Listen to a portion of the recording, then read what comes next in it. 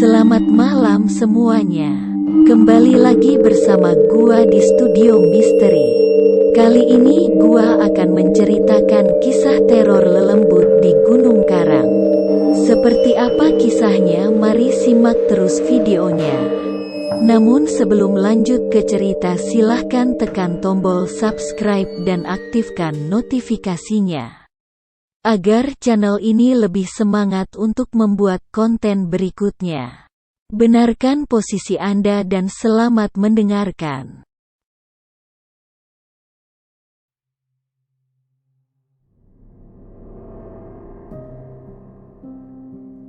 Sudah 2 hari hewan ternak warga kampung Kaduengang hilang secara misterius.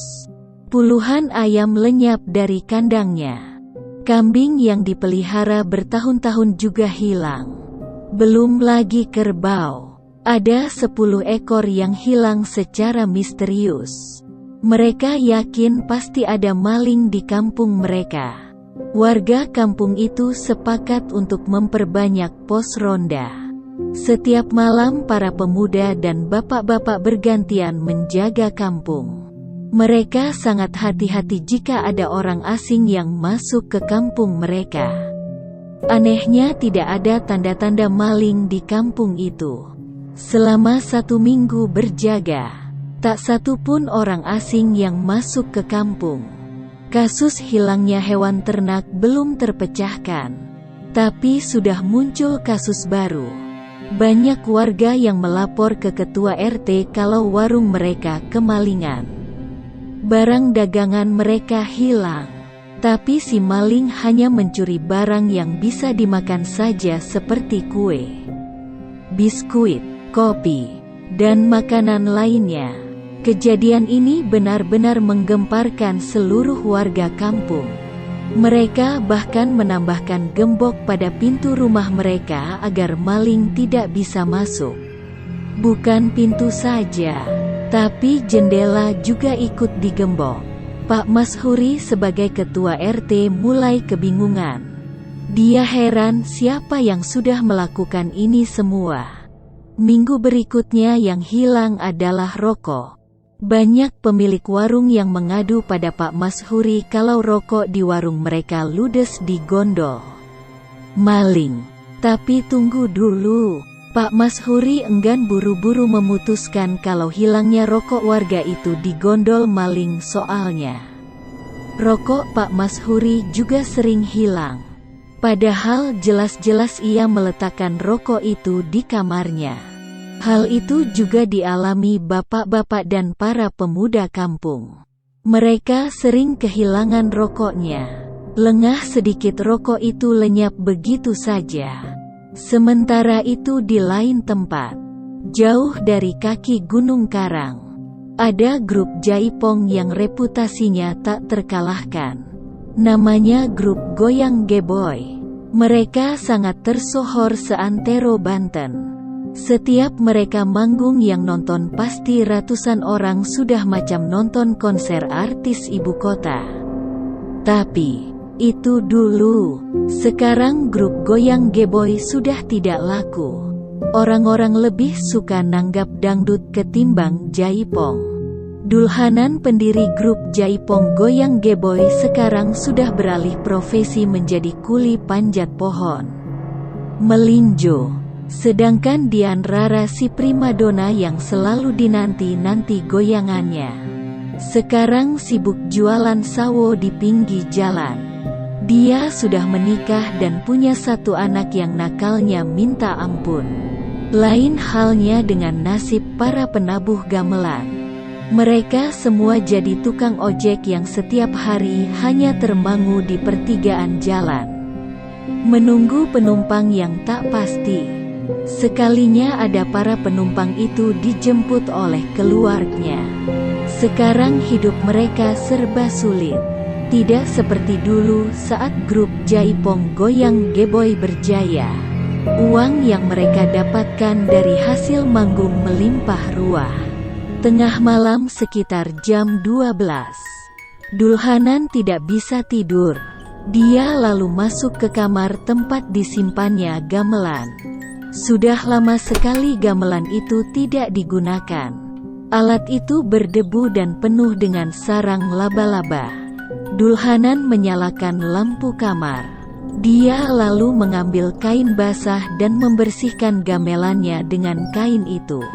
Sambil menyanyikan lagu Jaipong, dia perlahan mengelap gamelannya.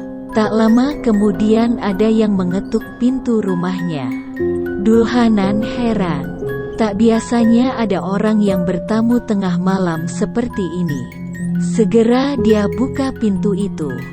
Di hadapannya berdiri seorang lelaki berpakaian serba hitam dan mengenakan. "Saya diutus untuk menyampaikan pesan ke Bapak," kata lelaki itu. "Pesan apa dan dari siapa?"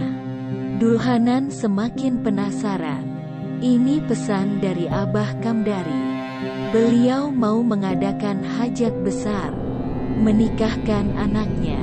Nah, beliau mau panggil grup Jaipong Goyang Geboy buat meramaikan acara pernikahan," jelas lelaki itu.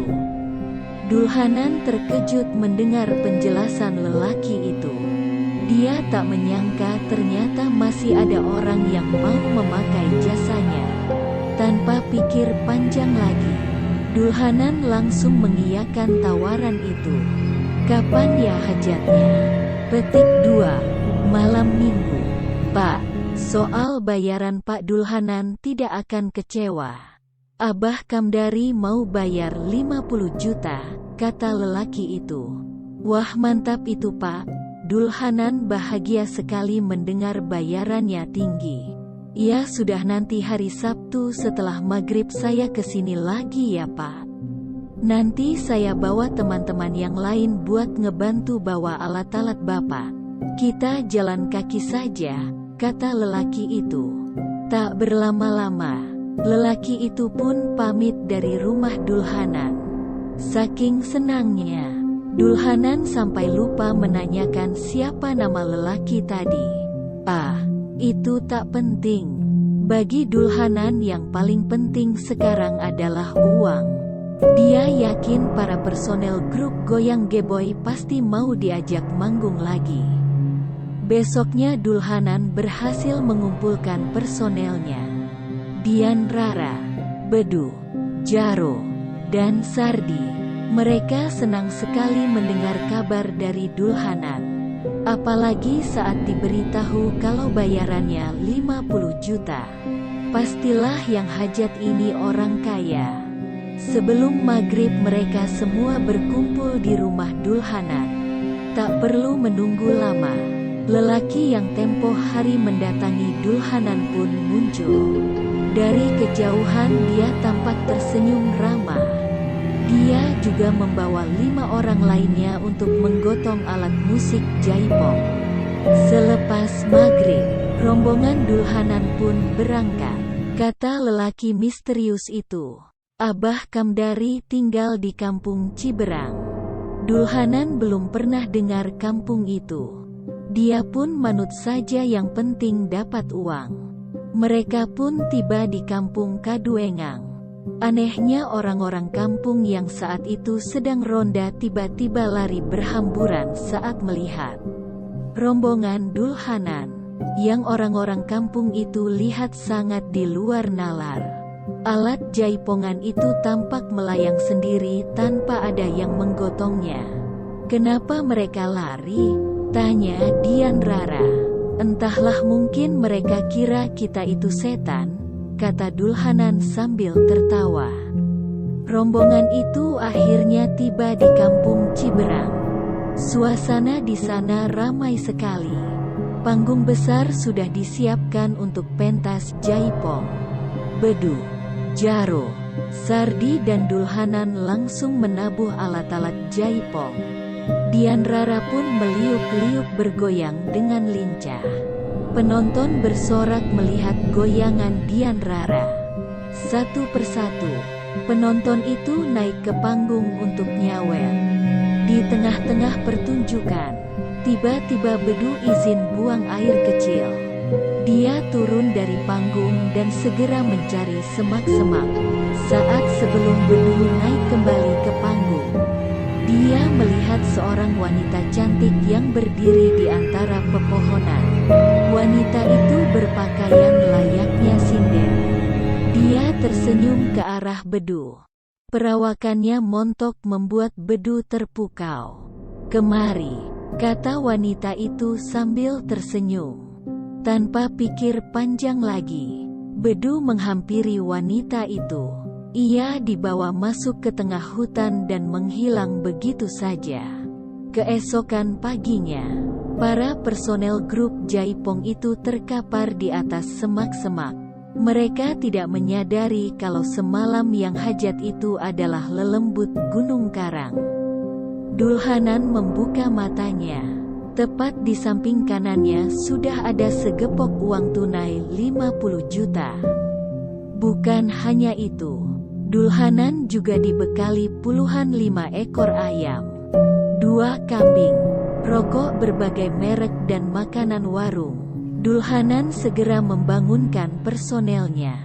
"Bedu mana?" tanya Dulhanan. "Nggak tahu Pak, bukannya semalam manggung sama kita?" tanya Sardi. "Iya, aku ingat betul," timpal Jaro. "Dian Rara ada?" tanya Dulhanan sambil menoleh ke sekeliling. "Itu dia Pak," tunjuk Jaro.